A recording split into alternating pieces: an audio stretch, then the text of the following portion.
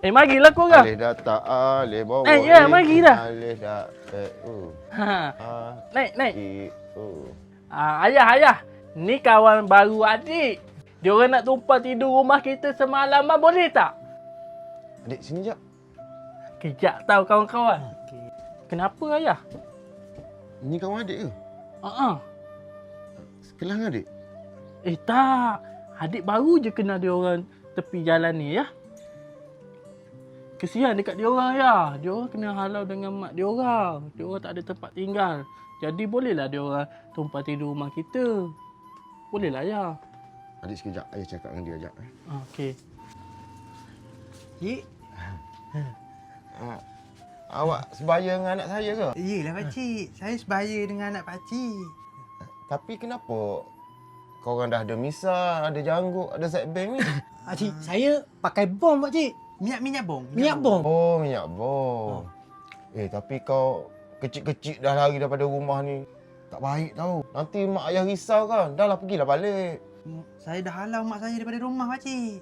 Lagipun nak balik jauh pakcik. Dah malam ni kan? Pakcik.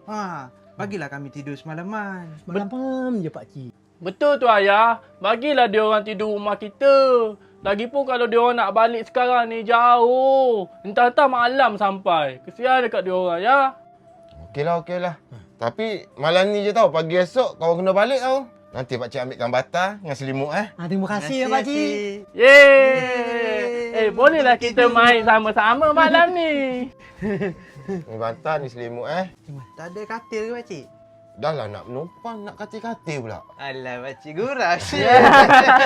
Pakcik, kipas satu je ke? Satu ni je nak kipas mak pakcik. Tak apalah, kipas ni pusing. Sama-sama rasa. Saya tidur sini. Saya tidur sini. Saya tidur sini.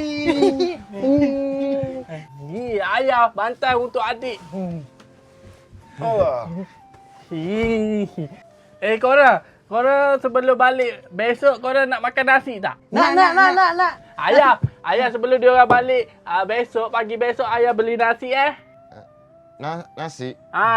Dia orang nak balik pagi besok nak makan nasi dulu. Okeylah. Boleh.